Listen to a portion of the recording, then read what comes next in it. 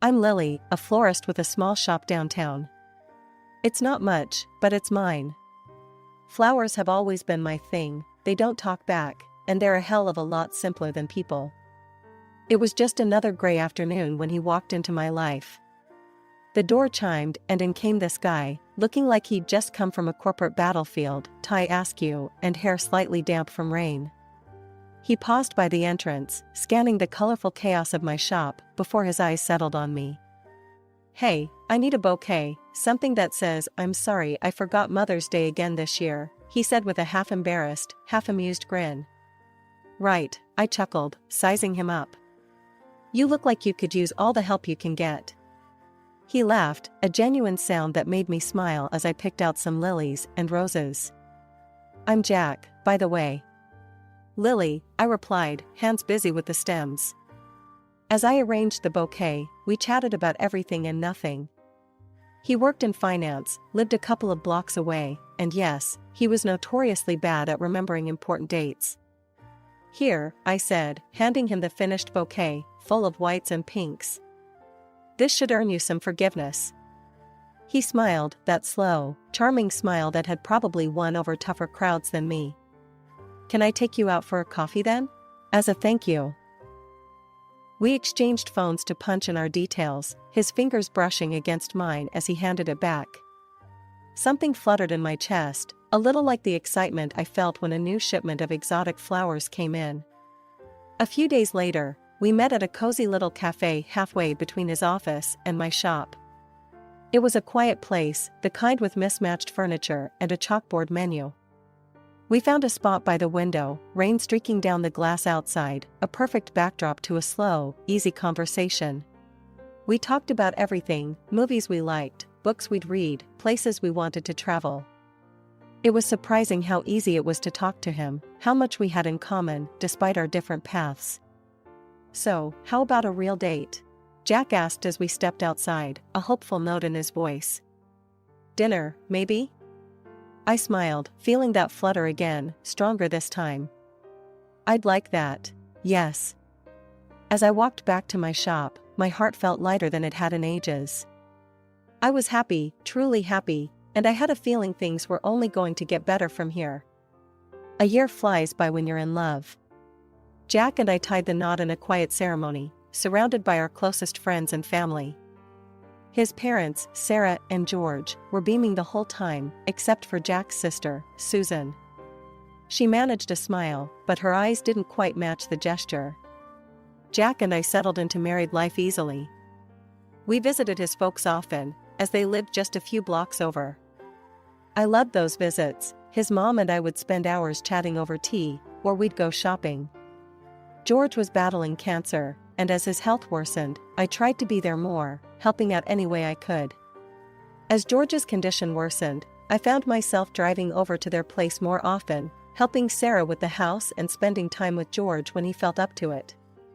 One afternoon, while Sarah and I were returning from a walk, Susan pulled up in her flashy car, a scowl already forming as she saw me. "Here again, Lily? Planning to move in or just making sure you're in the will?" she snapped as soon as she stepped out. "Susan, that's enough," Sarah chided gently, but Susan brushed her off. "No, Mom, it's not enough. She's here all the time, cozying up to you, playing the good daughter-in-law. What's the end game, Lily?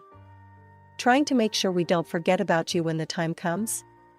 I felt my face heat up with anger, but I kept my voice even. "Susan, I'm here because your family is now my family too. I care about your mom and your dad, just like Jack does. This isn't about money or whatever else you're imagining." She just snorted, shaking her head as she walked past us into the house. Sarah gave me an apologetic look. "Don't mind her, dear. She's always been a bit direct. We know why you're here, and we appreciate it. Don't let her get to you." We tried to carry on like normal, but Susan's visits became more frequent, her comments sharper. She'd critique everything from how I helped in the kitchen to how I decorated our home. It was like walking on eggshells whenever she was around. When George passed away, it was a tough time for all of us. I was heartbroken, not just for myself, but for Jack and Sarah, and even for Susan, though she seemed to handle it all with a stiff upper lip. I threw myself into supporting Sarah, accompanying her on her errands, and just being there whenever she needed to talk. One day, after helping Sarah sort through some of George's things, Susan cornered me in the living room. "You're always here, Lily. Don't you have your own home to go to?" "Susan, stop. I'm here for your mom, not for any other reason. Can't you see she's hurting? Or are you too busy looking for problems where there aren't any?" I was tired of her accusations, tired of defending myself. Walking out of that room, I felt a mix of frustration and sadness. It wasn't easy, dealing with her constant hostility. But I loved Jack, and I loved his parents. No amount of snide remarks would change that. It was a brisk evening when we all gathered at Sarah's house for what I thought was just another family dinner. After we had settled in with our plates heaping with food, Sarah cleared her throat, signaling she had something important to say. "I'd like to read George's will." He wanted us all to hear it together. The room went quiet, all eyes on Sarah as she unfolded the papers with a shaky hand. Jack reached over to give her a reassuring squeeze on her shoulder. Susan and her husband, Rick, leaned in, anticipation written all over their faces. "George left half of his estate to me," Sarah began, her voice steady despite the palpable tension, "and the other half he has left to his future grandchildren." A moment of silence followed. I glanced at Jack, whose face was a mixture of sadness and resolve. He nodded slightly at me, as if to say we'd figure this out together. "Well, that's a pretty forward-thinking move," I commented, trying to keep the mood light. "Ensuring the kids have something is really thoughtful." Susan, on the other hand, didn't take it so lightly. "So, basically, Rick and I need to hurry up and have kids," she blurted out, half joking, half serious. "It's not a race, Susan," Jack said, trying to soothe the sudden tension. But for Susan, it seemed to become exactly that, a race. Over the next few months, her efforts to conceive became her main focus. She talked incessantly about doctor's appointments and fertility treatments at every family gathering. It was clear this quest was taking a toll on her. One Sunday lunch, as we all dug into dessert, Susan launched into a detailed account of their latest visit to the fertility clinic. "You wouldn't believe how much we've spent already," she complained, spooning another large piece of cake onto her plate. "It's like a full-time job, this whole getting pregnant thing." As the months rolled on, Susan's frustration only grew. Despite her efforts, pregnancy remained elusive. At a particularly low point, after her third unsuccessful attempt at artificial insemination, she broke down during a family barbecue. "It's not fair," she cried out, tears streaming down her face as she sat slumped in a patio chair. "Why is this happening to me? I'm trying everything, and nothing works." "It's going to be okay, Susan." Sarah tried to console her, rubbing her back. "These things take time. Maybe you're putting too much pressure on yourself." But Susan was beyond consolation. "You don't understand, Mom. It's not just about having a baby.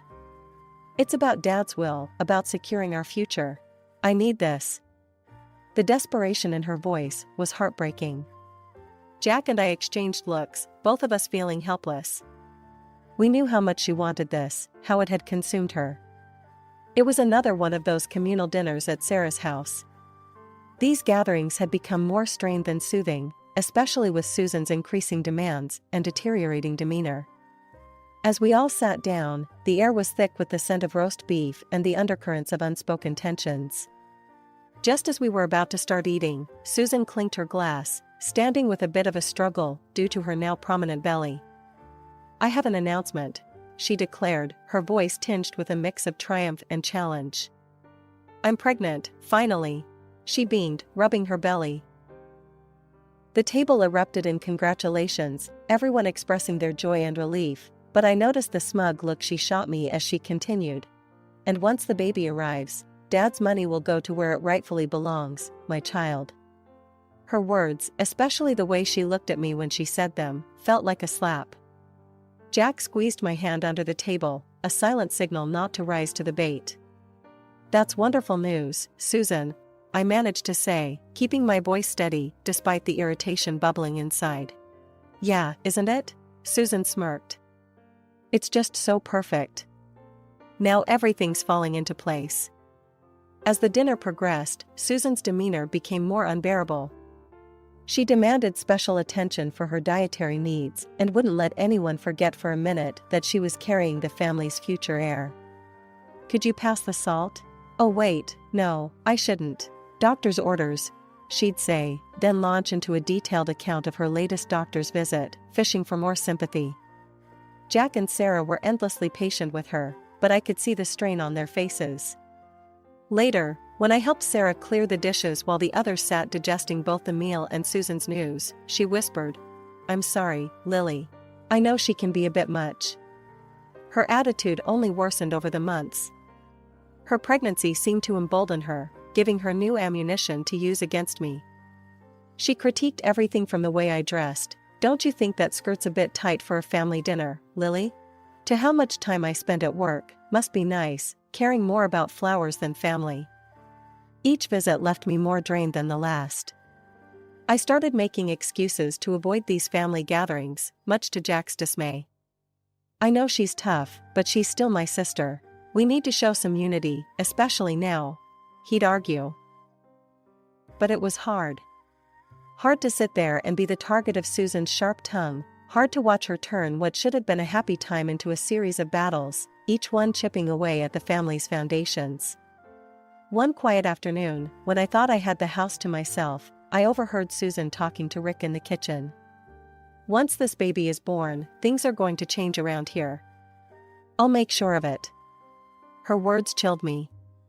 It wasn't just about the inheritance anymore, it was about control, about reshaping the family dynamics to her whims. Life has a funny way of throwing you curveballs when you least expect it. One such curveball came my way on an ordinary Thursday morning.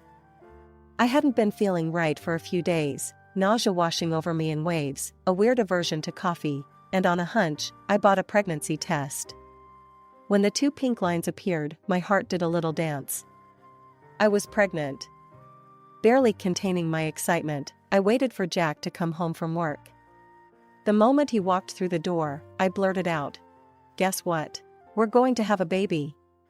Jack's eyes widened, his briefcase hitting the floor with a thud as he rushed over to hug me. "Seriously? Oh my God, that's amazing, Lily." We spent the evening in our little bubble of happiness, but soon it was time to confirm things professionally. After a visit to the doctor and the positive results in hand, we decided it was time to share the news with Sarah. We planned a visit the following weekend, hoping for a joyful family gathering. As we pulled up to Sarah's house, butterflies fluttered in my stomach. The news of our growing family felt like a beacon of joy amidst the usual tension with Susan. When we walked in, we were surprised to find Susan there too, her belly now quite prominent. "Mom, we have some great news," Jack started, beaming as he took my hand. Sarah's face lit up with anticipation. "What is it, dear?" I smiled, feeling the warmth of the moment. "I'm pregnant, Sarah. You're going to have another grandchild." Sarah clasped her hands together, tears brimming in her eyes. "Oh, my dears, that's wonderful. I'm so happy for you both." But as we turned to Susan, the atmosphere shifted. Her face drained of color, her lips tightening into a thin line. "This is convenient, isn't it?" Susan's voice was sharp, her eyes flickering with anger. "And how do we even know it's true? For all we know, she could be making it up to get a piece of the inheritance. We should have a DNA test. Who knows if it's even Jack's?" Jack stepped between us, his body tense. "Don't you dare accuse Lily of such things. She's your sister-in-law, and she deserves your respect, not your conspiracy theories." Susan scoffed. "Respect? She's nothing but a gold digger. Watch, she'll probably give birth to some freak." That was the last straw. Tears spilled down my cheeks, the hurt too deep to contain. Jack wrapped his arm around me, his own face a mask of anger and disbelief.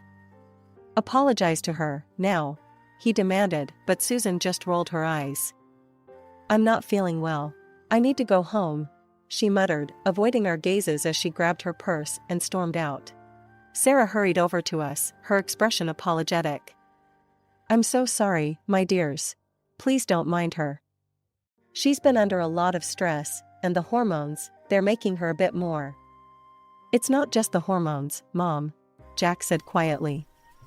It's her. And it's getting out of hand.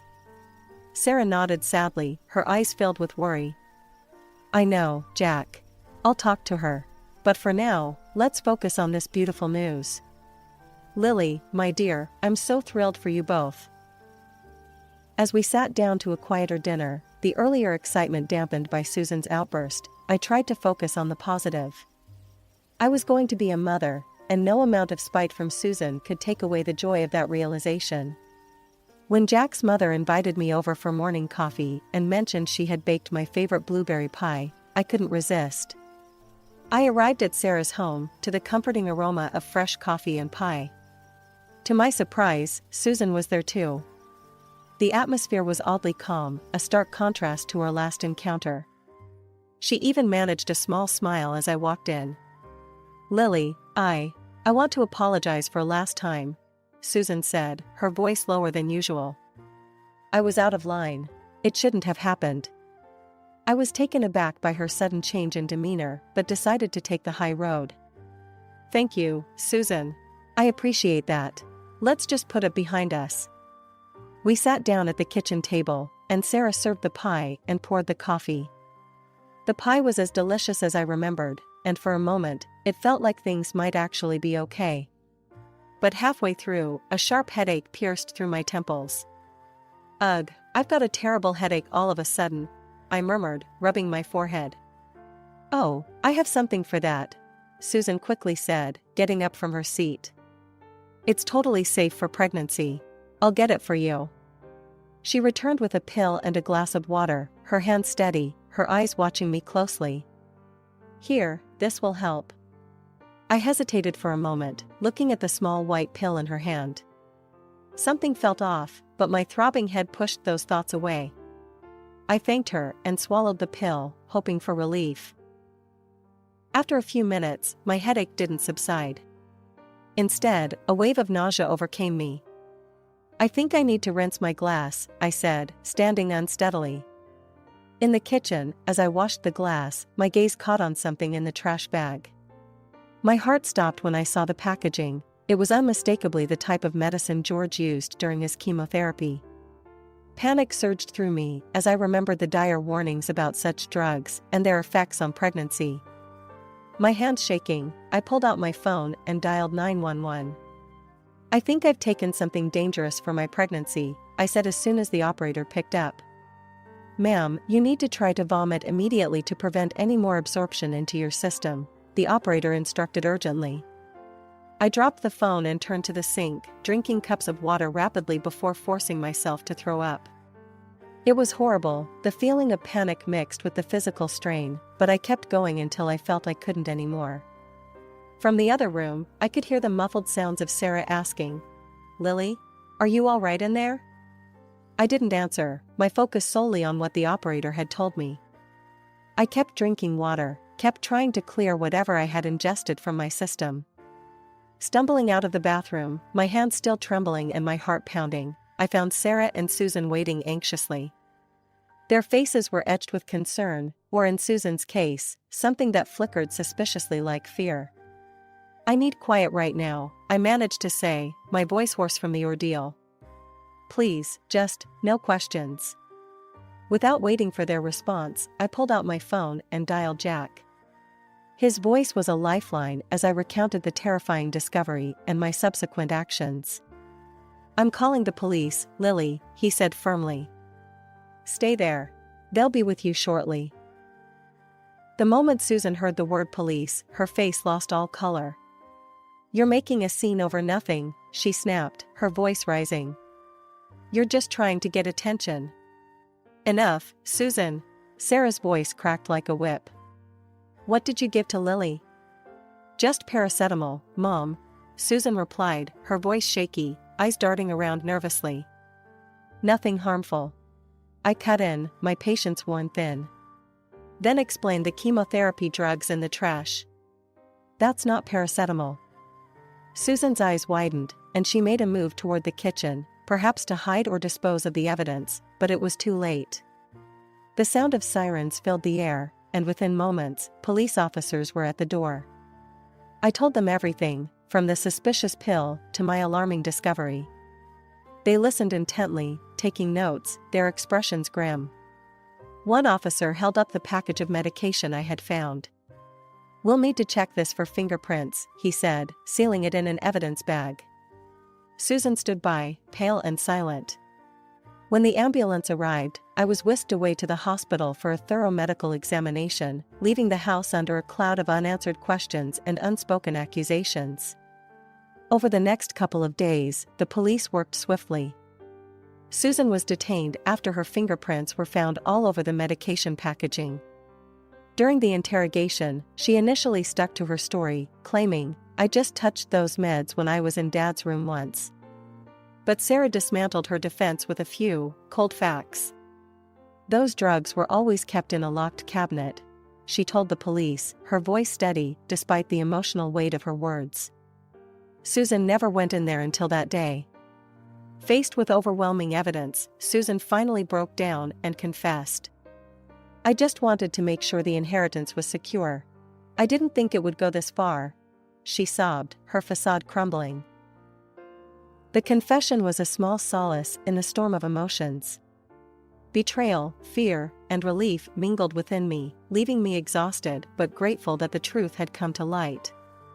As the dust settled from the whirlwind of police investigations and hospital visits, more shocking revelations came to light, each one more unbelievable than the last. It turned out that Susan had never been pregnant at all. She had fooled everyone with a prosthetic belly, plotting to eventually adopt a child from another state to pass off as her own. Her plan was to secure her share of her father's inheritance under false pretenses.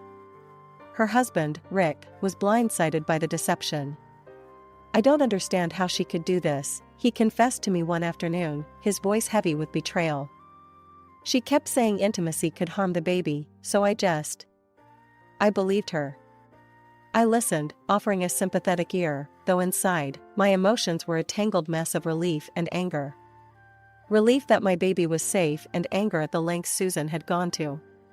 Thankfully, the doctors confirmed that my quick actions had prevented any harm to my unborn child.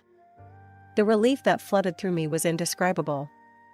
Jack and I held each other in the hospital, our bond deepening in the face of adversity, our future as a family looking bright again.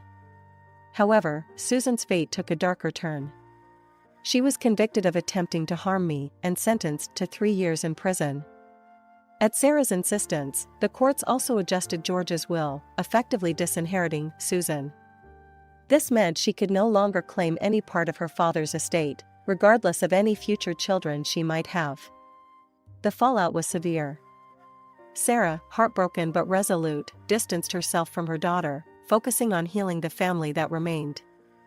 Rick, feeling betrayed and disgusted, filed for divorce and cut all ties with Susan.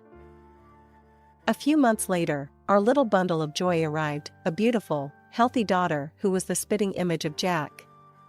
Holding her in my arms, every struggle seemed worth it to reach this moment of pure happiness. We decided to save the inheritance money for her education and any future siblings she might have. But peace was short-lived. Shortly after Susan's release, she reached out to me, her voice desperate over the phone. "Lily, I know I've made mistakes, but I need help. The inheritance, I don't have anything left." I held the phone tightly, my other hand instinctively cradling my daughter, who was nestled against my chest. "Susan, after everything that happened, I can't do this.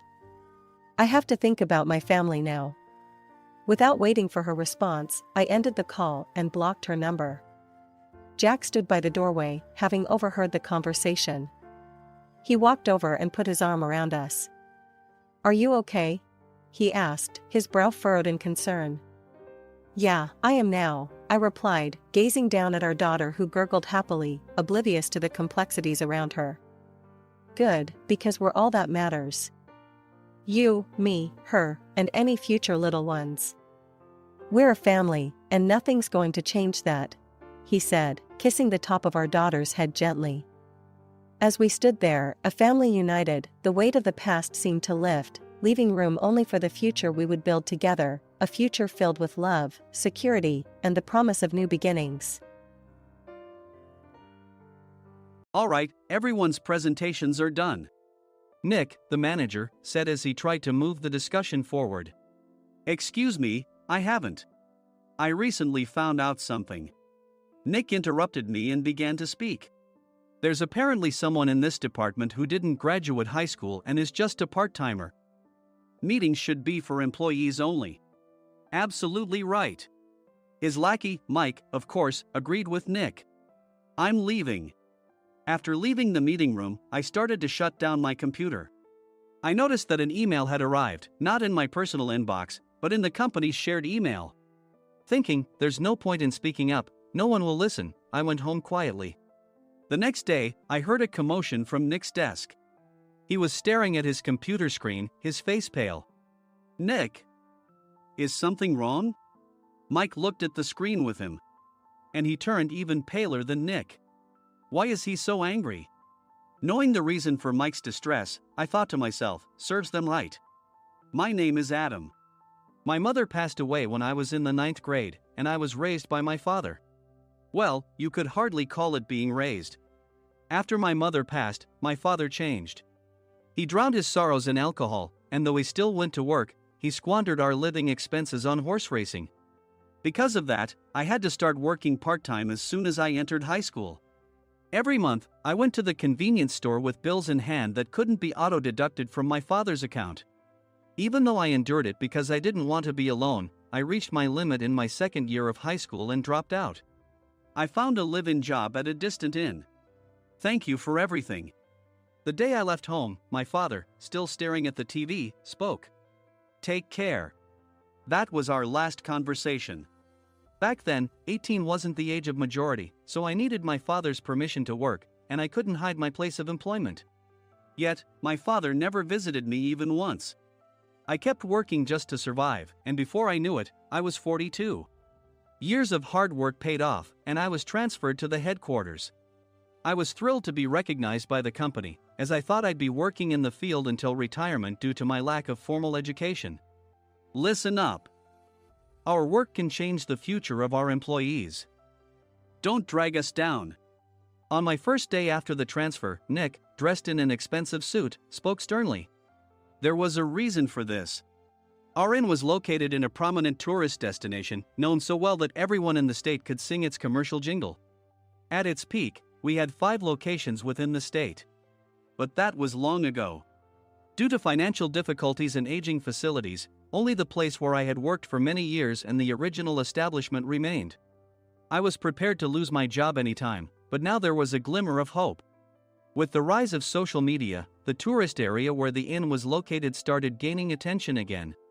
Depending on how hard the sales department, where I was transferred, worked, we could either thrive or be forced to give up this prime location to the new hotel chains continuously popping up. For Nick, who had switched careers from another industry to strengthen our sales, this was a battle he couldn't afford to lose. I understood why he had to be strict. I will do my best. Nick sneered at my enthusiastic declaration. Did you not hear what I said? I'm sorry. I thought I was listening carefully. Out of habit from years of customer service, I apologized reflexively, though I had no idea what had offended him. Someone was watching me with a smirk. In this department, there are those who are expected to excel and those who have been shoved here because they have nowhere else to go. You are the latter. It was Mike, the section chief. He's 7 years younger, at 35. But he was called to headquarters much earlier than I was and had been moving around within the headquarters ever since. I'm not jealous, but I can't accept that he's my boss.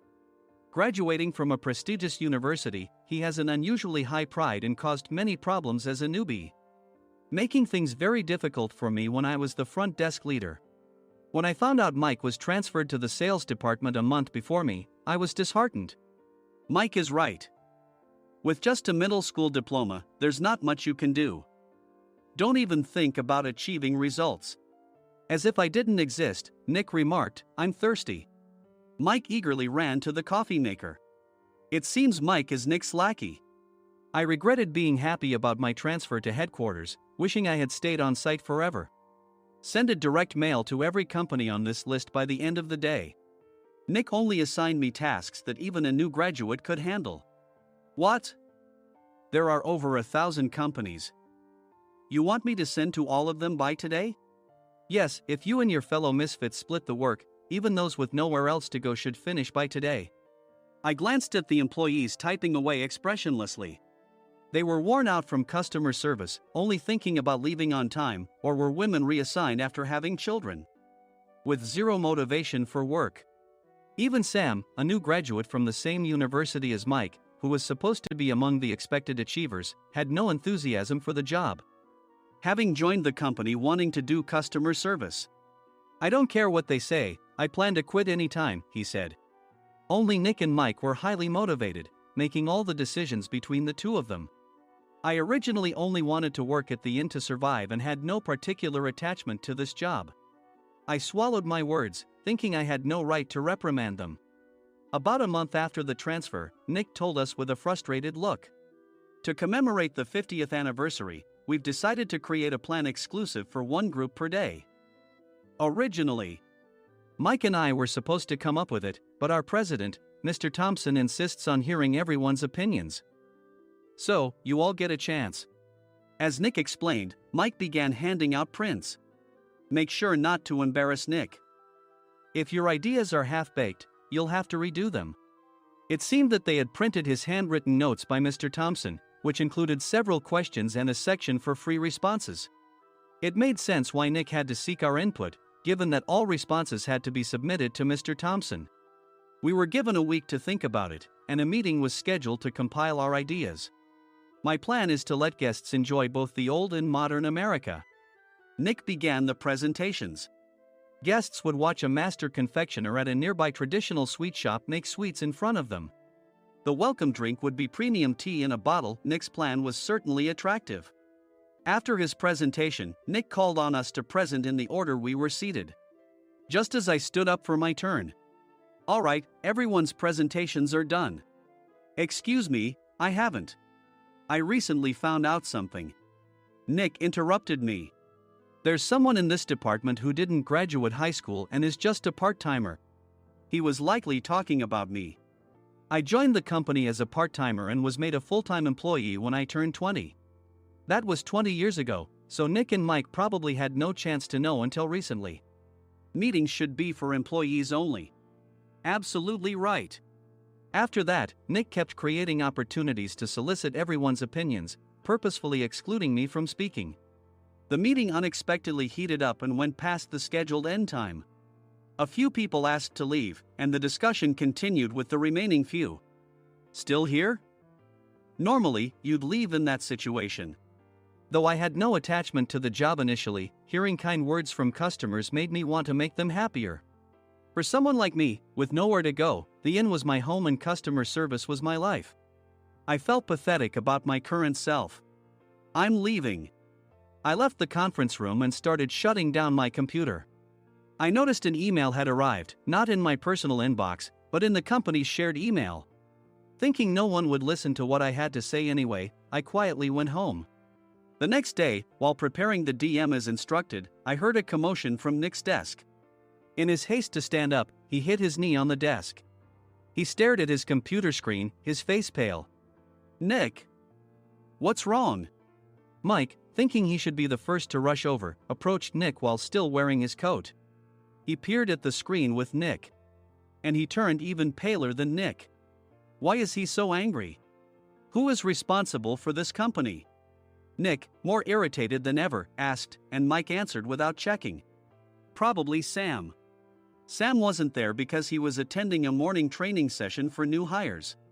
Nick gave up on getting angry and returned his gaze to the screen.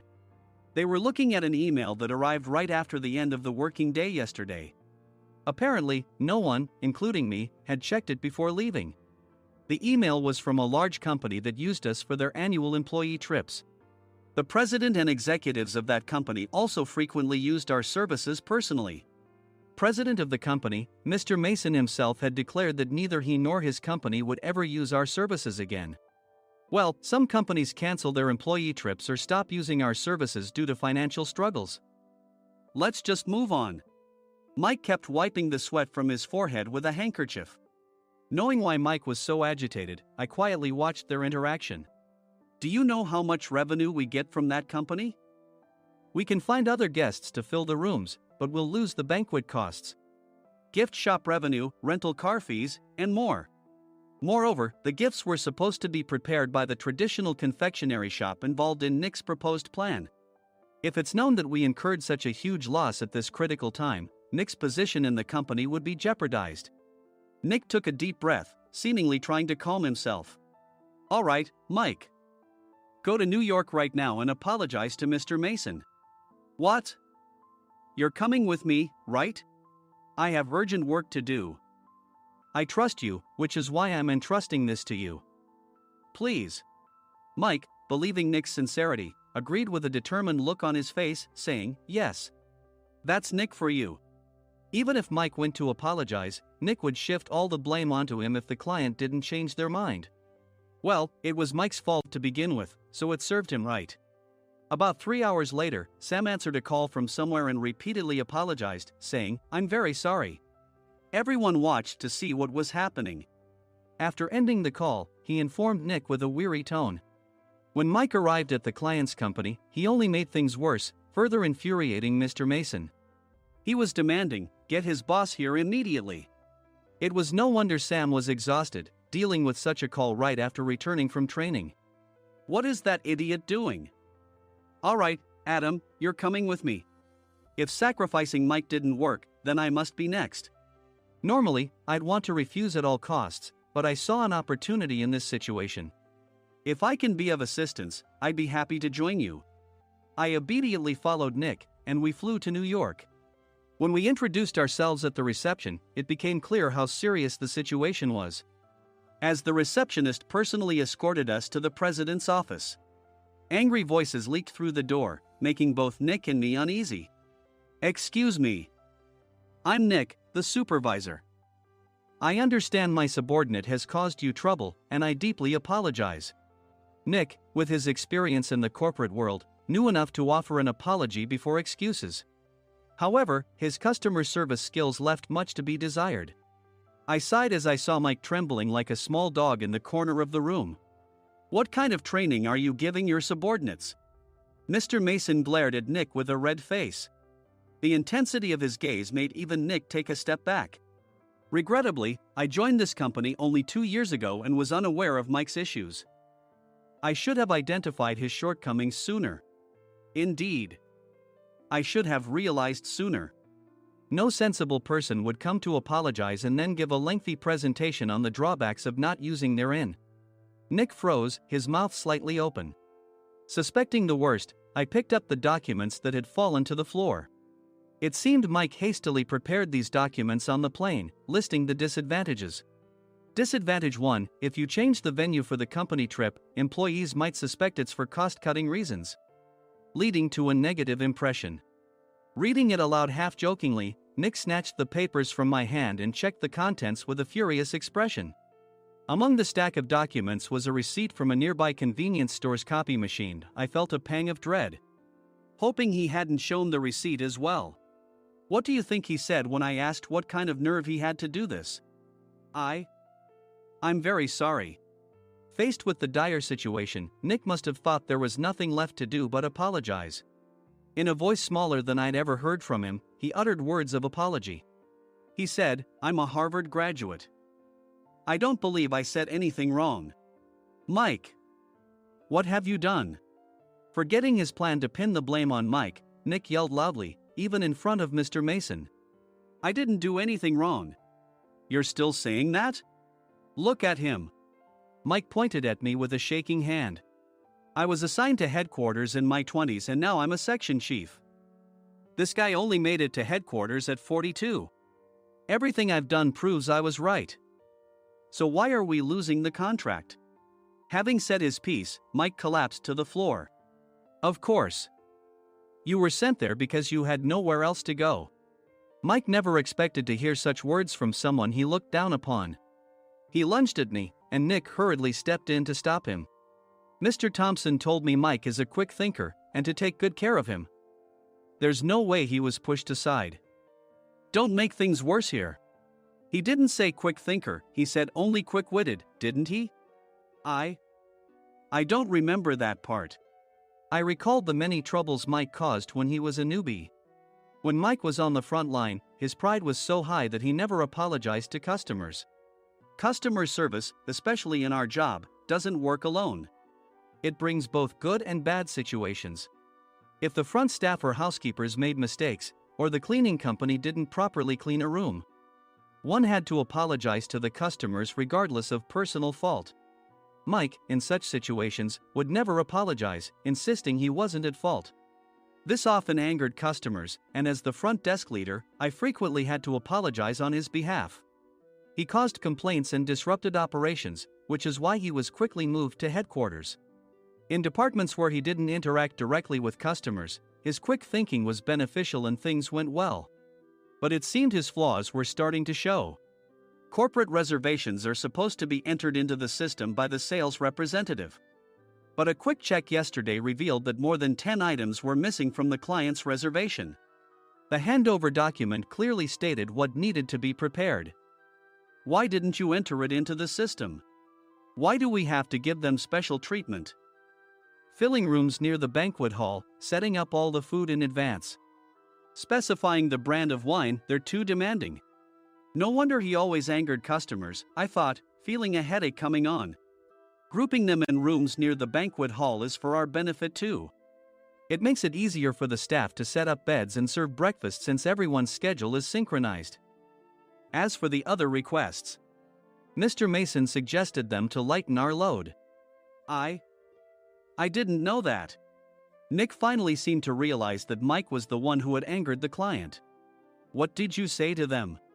I just told them we wouldn't give them special treatment anymore. We shouldn't waste effort on things that don't bring in money. I was utterly exasperated at his lack of understanding of customer service. Of course, we shouldn't comply with unreasonable demands. But carrying over successful practices from past stays makes customers feel remembered and enhances their experience. Good memories encourage repeat visits. That's part of our job. I looked down at Mike, who was sitting on the floor. In our job, nothing is a waste. Mr. Thompson likely moved you to the sales department, hoping you'd finally understand this. How do you think he feels now that you failed to meet his expectations? Mike, tears in his eyes, fled the president's office. I was amazed he still hadn't apologized. You have it tough, Adam. It's okay, we're all employees of the same company. I deeply apologize for this disrespectful incident. Especially after all the care you've shown us. If it weren't for you, Adam, I really would have stopped staying here. When I heard you were moving to the sales department, I was willing to reconsider if you handled it. Seeing us talk so amicably, Nick's face contorted. Do you two know each other? Adam's service is excellent. I always requested him specifically. Normally, we don't accept specific staff requests, but we made an exception for Mr. Mason, adjusting my shifts accordingly. He had personally stayed at our hotel just before my transfer, and during casual conversation, I mentioned, I'm moving to the sales department soon. If I hadn't told him then, things could have been much worse. Please continue to take care of us. I look forward to it. On the return flight, Nick awkwardly offered me a can of beer. It's still working hours. Of course, I had no intention of forgiving him for a single beer. Nick might try to pin everything on Mike and avoid any consequences. While pondering this, a startling fact came to light. Nick, the tea bottles for the plan have arrived. I handed Nick a bottle labeled with our inn's name. They look good. What are you talking about? These are plastic bottles. I had assumed we would use the trendy, high-end bottling tea. But what arrived were ordinary plastic bottles of tea with customized labels. The only unique aspect was the label, which had the inn's name, making it look customized. Upon further investigation, I discovered that a substantial amount of money was set to be paid to the tea company. It was priced like bottling tea. Does this plastic bottle really cost $100 each? The tea inside is specially blended for us. The extra cost is for that. Wouldn't it be better to use another tea company? Or is there a specific reason we must use this one? As Nick continued to make excuses, I showed him a printed email. I informed the tea company's president, Mr. Mitchell, that we discovered irregular payments and he confessed. He said you two were high school classmates and planned to split the extra money. That idiot. Why did he confess? That's not important. You should worry about yourself, this could turn into a police matter. Opening the bottle cap, I suggested. How about calming down with this tea? It supposedly has a relaxing effect. Nick drank the tea frantically. In the following days, decisions were made about their fates. Mike was reassigned to the General Affairs Department, with no chance of transfer or promotion, as per Mr. Thompson's orders. As for Nick, since the payment to the tea company hadn't yet been made, he narrowly avoided legal trouble. Instead, he was encouraged to leave the company, and to avoid further complications, Nick submitted his resignation. Rumor has it that connections between HR departments have made it difficult for him to find new employment. Even though it was good to have those two gone, something unexpected happened in the sales department. Everyone became motivated and united in refining the 50th anniversary plan. In the end, my plan was adopted. We collaborated with the Tourist Information Center to provide personalized guides. The plan, tailored to the number of guests, was truly special for the 50th anniversary. Hey, is Adam's family coming to stay? I immediately booked that special plan for my family. Sam noticed it on the reservation list and quickly picked up on it. Yes, I'm inviting my father. That's great. I might invite my parents too. I lacked the courage to face my father just as Adam. But here, with the confidence Mr. Mason praised, I felt ready. The 50th anniversary plan was a perfect opportunity to reconnect with my father.